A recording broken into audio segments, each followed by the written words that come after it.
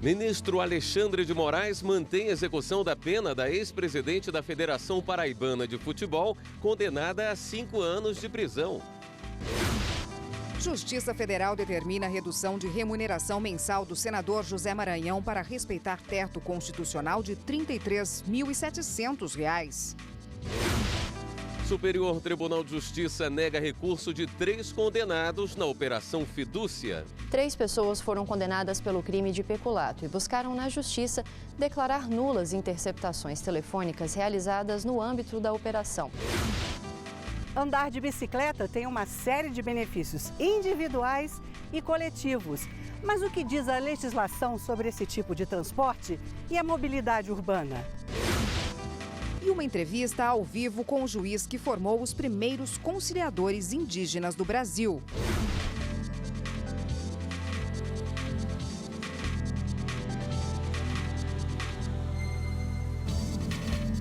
Olá, boa noite. Boa noite. O ministro Alexandre de Moraes, do Supremo Tribunal Federal, negou o recurso e manteve a execução da pena de 5 anos de prisão da ex-presidente da Federação Paraibana de Futebol, Rosilene de Araújo Gomes. Ela foi condenada por furto qualificado. Segundo o relator, não há qualquer anormalidade que justifique a suspensão, já que ela foi condenada em segunda instância. Segundo o processo, Rosilene teria mandado 3 pessoas tirarem da sede da federação materiais esportivos enviados pela Confederação Brasileira de Futebol. O material foi avaliado em R$ 15 mil. A Justiça Federal mandou diminuir a remuneração mensal do senador José Maranhão para que fique de acordo com o teto constitucional, que é de R$ 33.700. Como ele acumula o salário de senador com o de ex-governador da Paraíba, estava recebendo R$ 57.200 por mês. O Ministério Público Federal alegou que o acúmulo dos 2 rendimentos fere a Constituição Federal. Esse argumento foi aceito pelo juiz federal Bruno Teixeira de Paiva, da 2ª Vara Federal da Paraíba, que determinou a redução do valor. A 5ª Turma do Superior Tribunal de Justiça negou o recurso de 3 condenados na Operação Fidúcia. Os réus queriam a nulidade de interceptações telefônicas realizadas nas investigações. A Operação Fidúcia investigou desvios de recursos com uso indevido de organizações da sociedade civil de interesse público. Os delitos teriam acontecido em convênios e termos de parceria assinados com a Administração Pública do Paraná e, de acordo com o processo, foram desviados pelo menos R$ 24 milhões de 2008 a 2015. 3 pessoas foram condenadas pelo crime de peculato e buscaram na Justiça declarar nulas interceptações telefônicas realizadas no âmbito da operação. Os réus alegaram que os dados obtidos nessas interceptações teriam sido manipulados para ocultar que um conselheiro do Tribunal de Contas do Paraná, com foro por prerrogativa de função no STJ, foi interceptado sem autorização da Corte Superior. O relator do recurso, ministro Joel Ilan Paciornik, ressaltou que essa alegação da defesa já foi julgada improcedente pela Corte Especial. Na época, o tribunal entendeu que não haviam indícios de que o conselheiro fosse alvo das investigações. O relator apontou ainda que o juízo de 1º grau determinou à Polícia Federal a instauração do inquérito para investigar eventual ocorrência de quebra ilegal de sigilo das comunicações de acusado com prerrogativa de foro. Mas o procedimento não significa que a ilicitude tenha ocorrido. O entendimento foi seguido por todos os ministros da 5ª Turma. O Tribunal Superior Eleitoral aprovou com ressalvas a prestação de contas da campanha presidencial de 2014 do Partido Democrático Trabalhista, o PDT. Saiba mais sobre essa decisão e outros destaques da sessão plenária do TSE dessa quinta-feira. Os ministros aprovaram com ressalvas a prestação de contas do Partido Democrático Trabalhista referente às eleições de 2014. O plenário acompanhou o voto do relator, ministro Jorge Mussi. Ao votar, o ministro Mussi afirmou que a omissão da primeira prestação de contas parcial foi regularizada no relatório final da legenda. O relator encontrou outros problemas no documento, mas considerou que as irregularidades não foram suficientes para causar a reprovação das contas. No caso dos 3.111.014,40 arrecadados pelo Diretório Nacional, não se comprovou a destinação de R$ 28.800, 0,92% do total dos recursos do fundo partidário que devem ser recolhidos ao erário. Quanto aos 19.440.214 arrecadados pelo Comitê Financeiro, não se demonstrou o destino de 1.279.613,24, o que corresponde a 6,58% do total. Esses percentuais, a meu sentir, permitem aprovar as contas com ressalva. O ministro Jorge Mussi também foi o relator de uma consulta sobre a possibilidade de comerciantes convocarem os empregados para trabalhar no dia das eleições, já que o dia da votação é considerado feriado. Ao responder à consulta, o ministro Mussi afirmou que nada impede o trabalho no dia das eleições, desde que respeitadas as convenções coletivas e que os trabalhadores tenham condições de votar. O dia em que se realizam as eleições é feriado nacional. É possível o funcionamento do comércio no dia do pleito, conforme precedentes desta Corte, desde que, cumpridas as normas de convenção coletiva do trabalho, as leis trabalhistas, os códigos de postura municipais, bem como sejam propiciadas condições para que os empregados exerçam o direito de sufrágio, sob pena de se ter configurado o crime do artigo 297 do Código Eleitoral. O plenário negou o recurso em que Wagner dos Santos Carneiro, eleito em 2016 prefeito da cidade de Belfor Roxo, no Rio de Janeiro, recorria contra a multa aplicada pelo Tribunal Regional Eleitoral Fluminense por propaganda irregular. O regional considerou que houve derramamento de material de campanha em locais de votação. Os ministros mantiveram a multa de R$ 2.000 aplicada pelo TRE. A seguir, o primeiro polo de conciliação indígena do país. O juiz Aloysio Vieira, idealizador do projeto, está aqui e vai contar como funciona e de que forma contribui para desafogar o judiciário.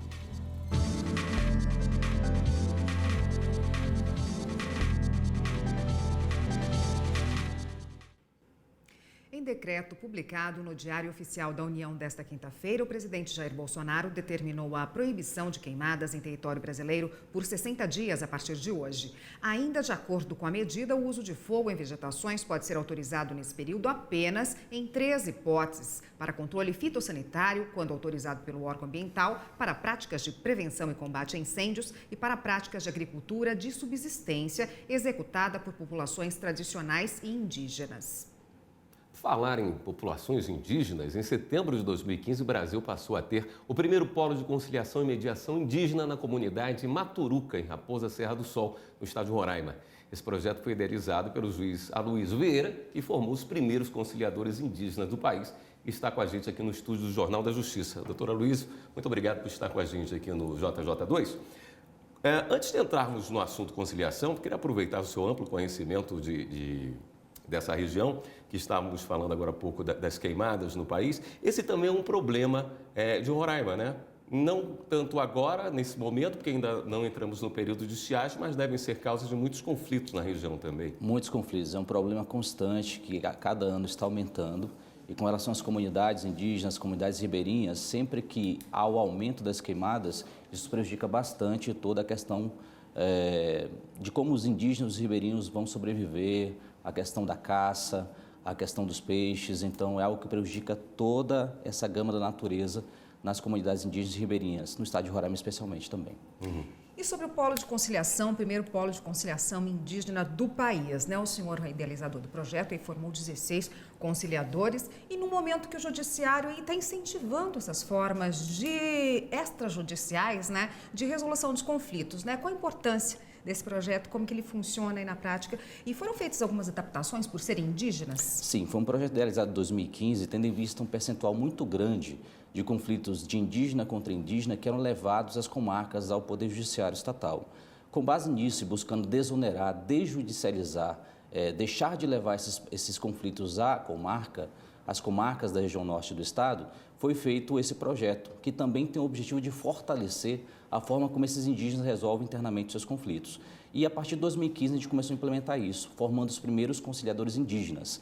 Claro que é uma formação diferenciada, tendo em vista que eles têm uma forma diferenciada de resolver os seus conflitos, mas adaptada à resolução 125 do CNJ e sendo feito, implementado desta forma diferenciada, há amplos resultados desde então. Quais são os temas mais recorrentes que chegam no polo? Conflitos civis, conflitos previdenciários, questões de violência doméstica, enfim, conflitos muitos que acontecem de indígenas contra indígenas dentro de terra indígena que poderia ser levado ao Poder Judiciário. Contudo, é resolvido internamente por esses conciliadores indígenas. Nesses 4 anos foram necessárias muitas adaptações para que o projeto funcionasse da melhor forma possível? Sim. A formação é constante, até porque ele já tem alguns setores de resolução, como o próprio Tuxaua, que é a liderança da comunidade, os conselhos das comunidades e agora os conciliadores indígenas. Essas adaptações que também preservam e observam a diversidade cultural indígena é muito importante. E esse projeto recebeu uma menção honrosa do Conciliar é Legal, né, em 2016 do CNJ. Sim. Qual a importância desse reconhecimento? Não só para o Poder Judiciário, mas os indígenas encararam isso com muita importância, tendo em vista que eles veem nesta ideia da menção honrosa ou qualquer outro reconhecimento, um próprio reconhecimento da forma como eles resolvem internamente seus conflitos. E é muito importante para as comunidades, por isso querem diversificar mais para as outras regiões do estado, para outras comunidades. Agora, o projeto nasceu dentro de Raposa Serra do Sol. Não foi por acaso que surgiu nesse local, né? Emblematicamente, é uma região muito conflituosa, tendo em vista a demarcação e homologação da terra indígena Raposa Serra do Sol. Mas, em especial, após a homologação, esse contato, essa relação de confiança com o Estado foi estreitada a partir do Poder Judiciário e agora também com outros entes que cuidam da saúde indígena, da educação indígena, e isso faz com que haja uma harmonia melhor. Quais são os principais temas? Dá para algum exemplo de alguma conciliação significativa? Os principais temas que chegam e um exemplo prático aí de uma conciliação que foi feita? Correntemente, como tem várias comunidades, é possível que haja, com relação a uma cultura, uma roça que tem uma comunidade, que o gado de uma comunidade entre na outra, ou de uma certa forma haja uma relação de violência que não seja tão grave assim. E esses conflitos poderiam chegar às comarcas. E isso é evitado, tendo em vista que, logo após que acontece o conflito, os conciliadores formados reúnem estas pessoas, esses indígenas das várias comunidades, e conseguem, a partir do entabulamento, de uma conversa entre eles, desenvolver o melhor acordo. E isso pode ser homologado ou não pelo juiz, a depender do caso concreto. Doutor Luiz, muito obrigado por estar aqui no Jornal da Justiça e parabéns pelo projeto. Muito obrigado, eu que agradeço. Obrigada, até uma próxima. A Justiça do Distrito Federal determinou que um banco restitua um cliente. Ele teve a conta invadida por criminosos que roubaram o celular dele.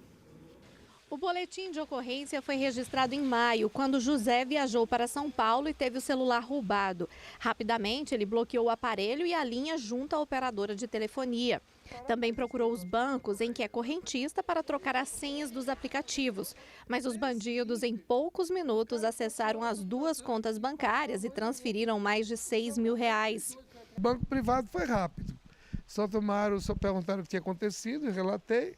Quando cheguei lá no banco público, fizeram as mesmas perguntas, mostrei para eles, já fui à polícia, já bloqueou lá na companhia. Tudo bem, disse, agora você pega esse papel lá em Brasília, eu estava em São Paulo, lá na sua agência e entregue lá. Quando eu entreguei, ela disse que o meu recurso foi julgado, que ele deu a cópia, né, para pegar a resposta. Passados os dias, eu entreguei lá.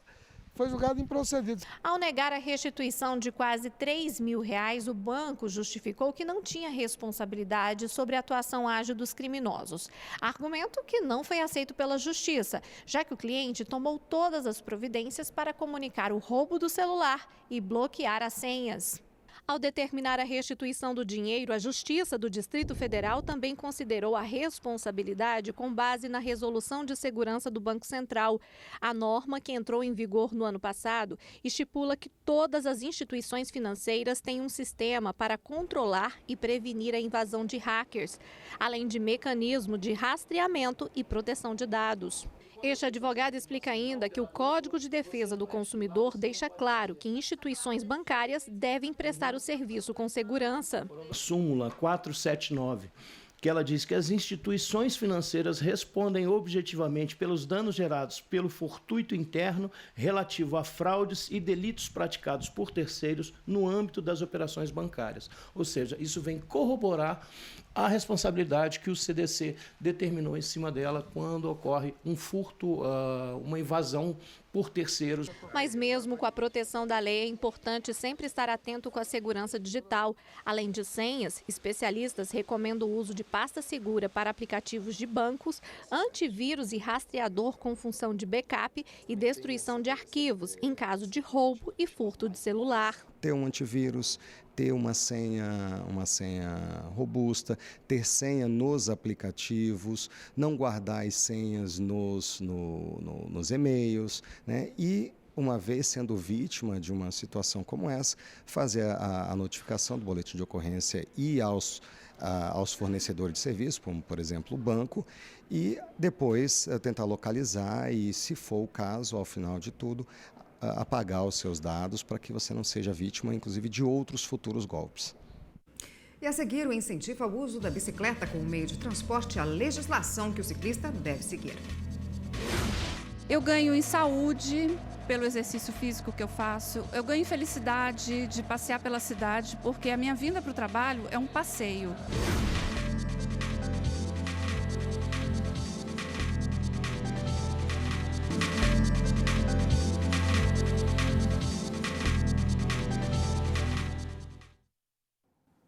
Inovação tecnológica e qualificação profissional marcam o primeiro ano da atual gestão do Superior Tribunal de Justiça.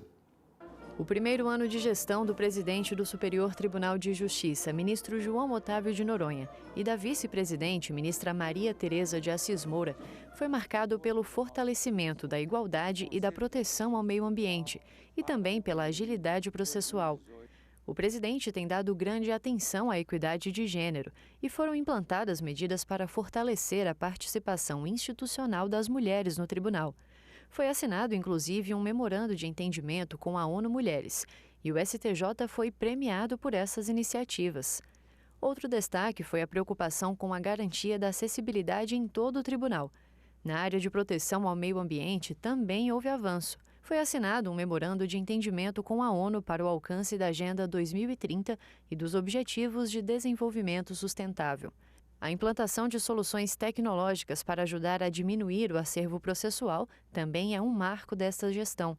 Houve uma redução de 4,6% do total de processos pendentes, na comparação do primeiro semestre deste ano com o mesmo período do ano passado.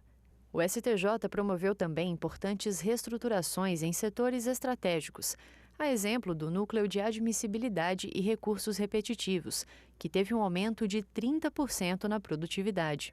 E serviços que já não eram necessários, como o da taquigrafia, cederam pessoal para outros setores, fortalecendo as áreas responsáveis pela análise de processos. Visando o aprimoramento na qualificação dos servidores, o ministro Noronha criou a Escola Corporativa, que oferece capacitações constantes e diferenciadas. E foi criado também um novo espaço para o trabalho dos advogados que atuam no STJ. O local agrega diversos serviços em um só lugar: acesso a computadores, protocolo de petições, maleiros, salas de reuniões. Um ano marcado por investimentos e medidas internas que resultaram em uma maior agilidade nos julgamentos de processos e pela garantia de várias melhorias na prestação dos serviços à sociedade. É hora de dar um giro na rede para saber das últimas notícias.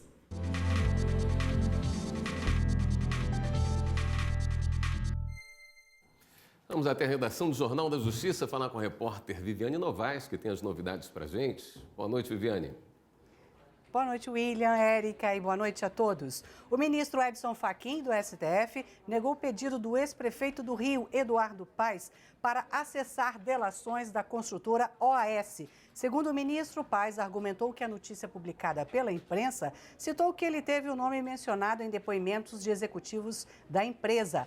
A Procuradoria-Geral da República opinou contra o acesso por conta do sigilo da delação e que as pessoas eventualmente delatadas podem se defender se forem abertas depois apurações sobre as delações. O ministro Edson Fachin concordou com a PGR. O Ministério Público Federal em Barra do Garça, Mato Grosso, abriu procedimento para investigar queimadas na terra indígena Areões, em Nova Nazaré. Na área onde vivem os índios da tribo Chavante, houve um grande incêndio. O MPF pediu informações à Polícia Federal, IBAMA e Instituto Nacional de Pesquisas Espaciais para avaliar a situação e depois tomar as providências. Ainda no Pará, o Ministério Público Federal pediu à Justiça que o Estado e o município de Santarém recuperem o igarapé do açaizal, que fica no território indígena Munduruku. A pecuária e as lavouras de soja e milho assorearam o igarapé, ou seja, a terra se acumulou no fundo, o que diminuiu a lâmina d'água. O igarapé é a única fonte de água dos índios para tomar banho, lavar alimentos, roupas e cultivar o próprio alimento. Bem, agora a gente fala de uma atitude ecológica nos grandes centros urbanos. Andar de bicicleta, uma atividade que faz bem para a saúde, a cidade e o meio ambiente. Eu e o cinegrafista Jair Brito mostramos as vantagens de você usar a magrela em vez do carro. E o que diz a legislação sobre esse veículo para melhorar a mobilidade urbana? Ela é chamada de várias maneiras: magrela, camelo, bike, bicicleta. No país, este veículo movido a pedal ganha cada vez mais adeptos não só para o lazer. Rosana vai e volta do trabalho sob 2 rodas. São 20 quilômetros por dia. A roupa é de trabalho, mas debaixo da saia, olha aí a bermuda. A troca do carro pela bike teve um motivo especial: o trânsito e a dificuldade para estacionar. E veja só a quantidade de carros estacionados em frente ao local de trabalho dela. Agora, a Rosana estaciona na garagem do prédio num paraciclo cheio de outras bicicletas. 6 anos de prática melhoraram muita coisa na vida de Rosana. Além do ganho econômico, da economia de combustível, eu ganho em saúde pelo exercício físico que eu faço, eu ganho em felicidade de passear pela cidade, porque a minha vinda para o trabalho é um passeio. Na última década, as magrelas ganharam mais espaço nas áreas urbanas. Em Brasília, para onde se olha, tem um ciclista. A capital federal possui uma das maiores malhas de ciclovia do país, com 411 quilômetros. Andar de bicicleta tem uma série de benefícios individuais e coletivos. Mas o que diz a legislação sobre esse tipo de transporte e a mobilidade urbana? Há também benefícios coletivos, como a redução da poluição sonora, do ar e do tráfego de veículos. Com menos carros e estacionamentos e mais bicicletas, a cidade pode aumentar os espaços públicos. Para melhorar a mobilidade urbana, a Lei 13.724 de 2018 criou o Programa Bicicleta Brasil. O PBB integra a Política Nacional de Mobilidade Urbana e deve ser coordenado pelo governo federal. Entre os objetivos, o apoio a estados e municípios na construção de ciclovias, ciclofaixas e sistemas cicloviários urbanos, a instalação de bicicletários públicos, a integração da bicicleta aos modais do transporte público, a implantação da política de educação para o trânsito e campanhas de divulgação dos benefícios do uso da bicicleta. O programa também prevê a implantação do serviço de aluguel, como o que já existe na capital federal. O ciclista usa apenas um aplicativo de celular para alugar e liberar a bike para o uso. O valor da bicicleta é R$ 1,50 a cada 15 minutos. Então você andando de bike 1 hora vai dar R$ 6. Para a coordenadora do Programa de Pós-Graduação em Transporte da Universidade de Brasília, o país está bem amparado pela legislação, mas precisa melhorar as ações. A implantação da infraestrutura de transporte ativo, que seria a infraestrutura cicloviária, a implantação dela que prevê a sinalização adequada e a conexão dessa rede, associado a isso a divulgação da informação de existência dessa infraestrutura, ou seja, informar para o usuário que essa infraestrutura está disponível e, por fim, fazer a conexão a integração dessa infraestrutura com o sistema de transporte público. Você pode começar a incluir a bicicleta na sua rotina, ao mesmo tempo que você vai excluindo o transporte motorizado particular. Isso você vai ter um ganho de saúde, a sua cidade vai ter um ganho muito grande, você vai ver a sua cidade de uma maneira diferente também, você vai verificar cantos que você nunca tinha visto, árvores frutíferas, às vezes você dá uma paradinha, come uma goiabinha. A gente fica por aqui. Uma boa noite para você. Acompanhe agora o programa AGU Brasil. Boa noite, até amanhã.